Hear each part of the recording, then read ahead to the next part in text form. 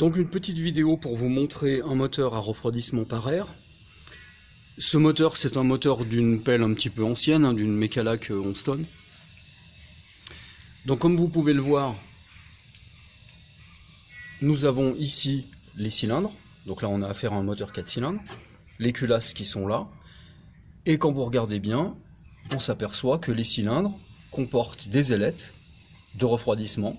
Les culasses, elles aussi, comportent des ailettes de refroidissement. On a un moteur qui est totalement fermé par des tôles. Ici, on a une tôle en bas.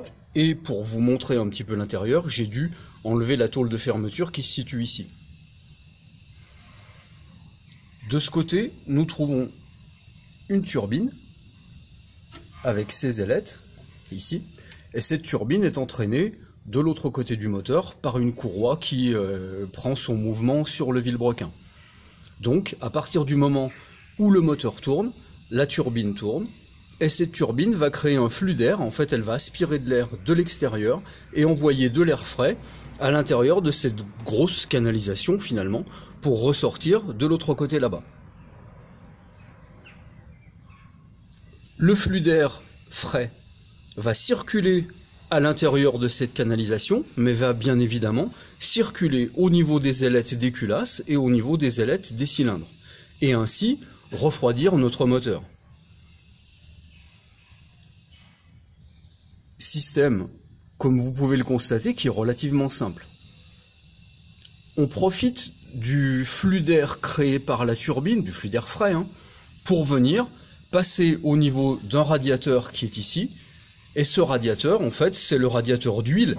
Donc évidemment, pas de liquide de refroidissement dans ce moteur, mais on vient malgré tout refroidir l'huile parce que comprenez que sur un moteur par refroidissement par air, l'huile est soumise à des contraintes au niveau température qui est plus importante que sur un moteur à refroidissement liquide.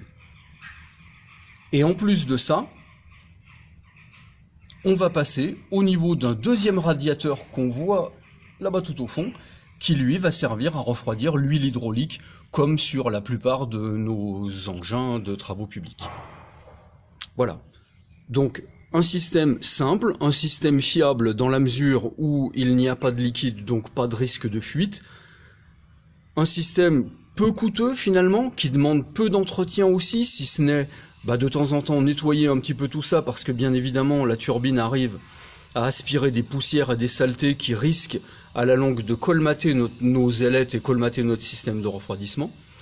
En revanche, c'est un système qui a été abandonné sur les moteurs gros, on va dire, pour une raison simple, c'est que la température est relativement mal régulée et qu'aujourd'hui les normes anti-pollution font que pour avoir une combustion correcte, on se doit d'avoir une température moteur qui soit bien mieux régulée, enfin régulée en tout cas beaucoup plus finement qu'avec ce moteur à refroidissement par air.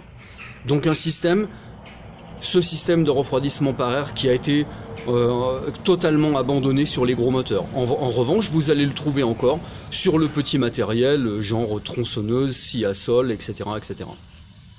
Voilà, j'espère que vous avez tout compris, et puis comme d'habitude, si vous avez des questions, vous n'hésitez pas à m'appeler.